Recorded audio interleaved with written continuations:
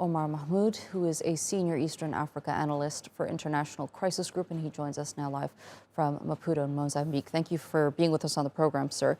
Now, just give us some insight into the impact this drought is having across the country. Well, it's having quite a severe impact. I think as we heard, there's been 5 consecutive seasons right now that have been below par in terms of rainfall in Somalia. And there's concerns that the 6th one that's getting underway now might follow suit.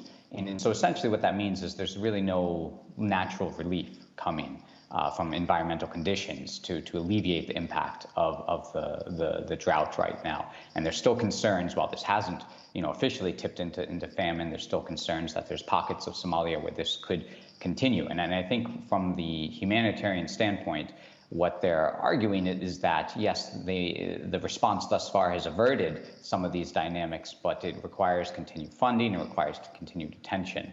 And I think that's where the concern is, that maybe that level of attention and funding might not match previous years.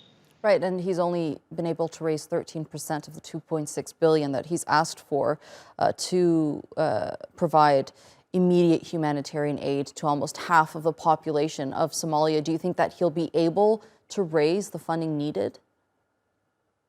Well, anytime there's a high-profile visit like this, it does generate some attention and some buzz around this.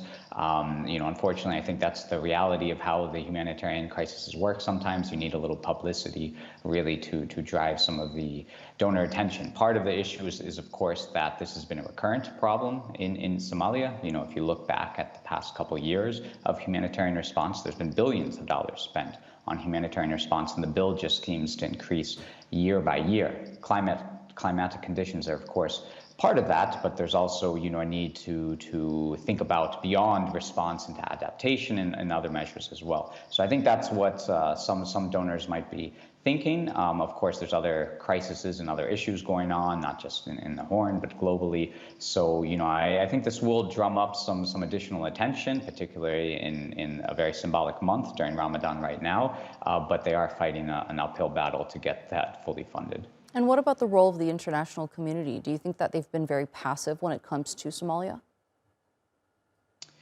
Well, I think, if you look at the response last year, it wound up being, I think almost around 80% funded, in large part due to a very significant donation from the United States, which I think they termed more or less as kind of a one-off at the time. So there has been that support. I don't think the international community has completely ignored Somalia. I think the reality is, though, that it's not just Somalia affected in the Horn, it's the wider Horn affected by this drought, that there's other pressing issues that, the war in Ukraine continues to attract attention. And so I think just the wider issue is not necessarily neglect for Somalia, but if you compare maybe to the famines that happened in 2017 or 2011, that there was more concentrated attention just because there was less going on elsewhere.